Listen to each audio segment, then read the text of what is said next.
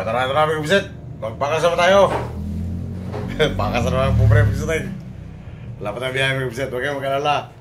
Makakabiyahe rin tayo mga buset. Hindi ba tayo alis sa Piltrangco pag hindi tayo palisin dyan? Piltrangco pa rin tayo mga buset. Pakas tayo, pakas. Oh. Yan lang wala ko sa pobre buset tayo. Ang halo yan, sardinas lang yan. Isdang lata buset tayo. Pero solve na rin tayo dyan, pugsit rin, basta may laman at yan. Huwag kayong maglalami ko pugsit. Piltrangco pa rin tayo. Hindi tayo pwede mag-tipat kasi nga isa pa, hindi na tayo matatanggap sa ibang company kasi nga kumbaga sa tinatawag lang overage. Over na ako kasi 53 na ako eh. Ang pwede lang dyan yung mga 43 lang hanggang 43. Hanggang 43 lang edad. Sa may mga isisis. Pero yung mga iba natanggap yan kahit na 60 na basta pwede ka pa magbiyahe. Pero sa mga kumpleto sa benefits hindi natatanggap ng mga sobra sa 46 na hindi na pwede yun. 45 lang yan pagsiting. Kaya sa Piltrangco hindi ka na pwede mag-apply dyan na 46 ka na, 45 lang yan. Kaya ganoon din sa iba pagsiting. Kaya hindi na tayo pwede maglipat-lipat may kapugsit.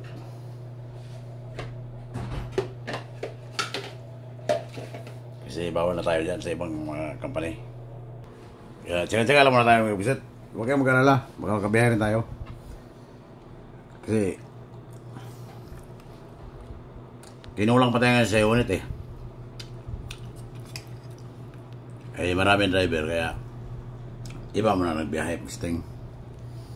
Pag dumami na yung mga units, mga bus, babalik na yan sa dalawa-dalawa. Kaya tuloy-tuloy naman ang biyahe natin yan. Huwag kayo mag-alaming kusit. Hindi pa kayo alas dyan sa Piltrangco. Dahil dyan niyo ako nakilala eh. Saka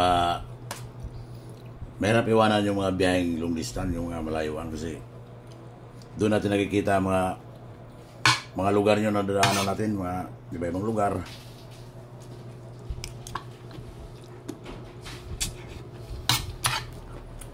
At pasensya na kayo sa mga video ko ngayon na ganito lang muna ang video natin kasi nga wala pa akong biyahe, dito pa lang ako sa bahay. Pero mga kakabiyahe naman ako, bihira naman to dito makauwi. Lagi na tayo sa daan pagsiting. Tsaka lang muna tayo mga puset. Kaya ko lang, tsaka lang ako dito. Mayroon din maka-apply sa ibang bus. Marami naman kailangan naman mga requirements, mga MBI, yun. Sa rin yan, kukuha pa tayo yan. Saka,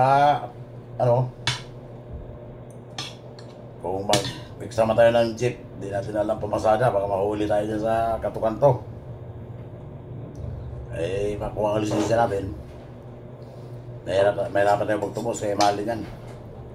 Kaya kung magbiyahe na tayo sa bus, wala tayong lisensya, hindi tayo makakabiyahe.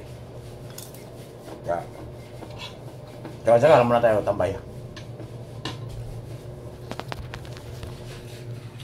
Pasensya na kayo mga busit ha. Tambay pa tayo ngayon. Pero malapit na makakabiyahe niyan. Pero magkaga.